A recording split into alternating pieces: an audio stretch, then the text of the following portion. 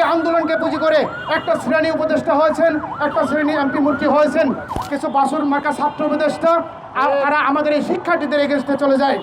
এই বাংলাদেশের এই মাইন্ডকে চিপায় পড়ে আমরা শিক্ষার্থীরা বারবার অবহেলার শিকার হতে যাচ্ছি।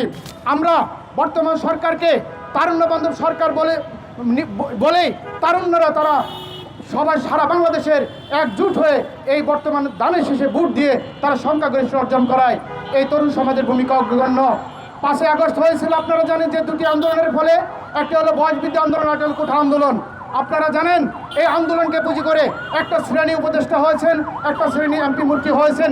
বাস্তবতা হলো তারা এই রাজু ভাস্কর্যের পাদদেশে আমাদের পিছনে থেকে তারা আন্দোলন করছিলেন। সেই দিন তারা সামনে সারিতে আন্দোলন করার সাহস পায় নাই।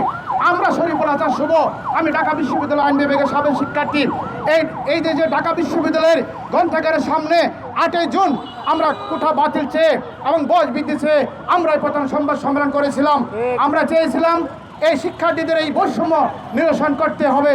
তখনকার সরকার আপনারা জানেন কোঠার দাবিটি মেনে নেয় এবং আমরা যে বৈষম্যের শিকার হয়েছিলাম দীর্ঘ প্রায় 14টি বছর ধরে যে আমরা এই বয়স বৃদ্ধির আন্দোলন করেছিলাম।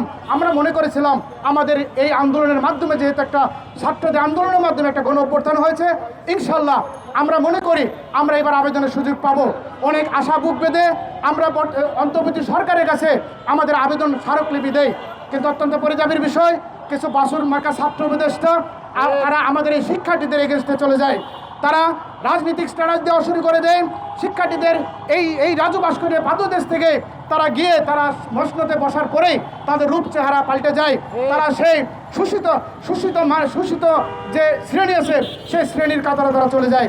প্রিয় সাংবাদিক বন্ধুগণ, আমরা প্রত্যাশা করেছিলাম তারা শিক্ষার্থী বান্ধব হবেন, শিক্ষার্থীদের অধিকার নিয়ে কথা বলবেন, পিএইচসি সংস্কার করবেন, শিক্ষার্থীদের দাবি মেনে নেবেন এবং শিক্ষার্থীদের যে যৌক্তিক দাবিগুলো আছে সেগুলো তারা মেনে নেবেন। কিন্তু সেটা বিপরীত হয়েছে। সেই স্বৈরাচারী মনোভাব তাদের ভিতরে ভর করেছে।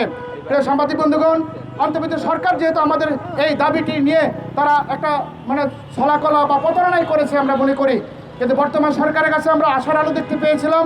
আমরা আমাদের দাবির বিষয়টি নিয়ে বর্তমান প্রতিনিধি জনাব আব্দুল বারী স্যারের কাছে আমরা মিটিং করি, তাদেরকে আমরা বুঝাই এবং তারাও আমাদের এই দাবিটি অবগত রয়েছেন।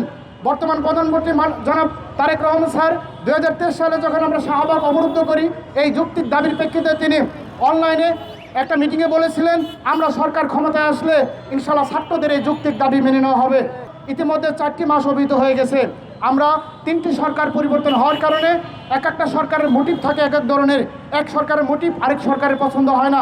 এই বাংলাদেশের এই মাইন্ডকে চিপায় পড়ে আমরা শিক্ষার্থীরা বারবার অবহেলার শিকার হতে যাচ্ছি। আমরা বারবারই আমাদের এই শিক্ষার্থীদের উপর দিয়ে যত জ্বরটা চলে যাচ্ছে প্রতিনিয়ত। এই দেশের একমাত্র কাণ্ডারি যুব সমাজ, এই যুব সমাজকে উপেক্ষা করে আজ পর্যন্ত কোনো সরকারই ভালোভাবে দাঁড়াতে পারেনি।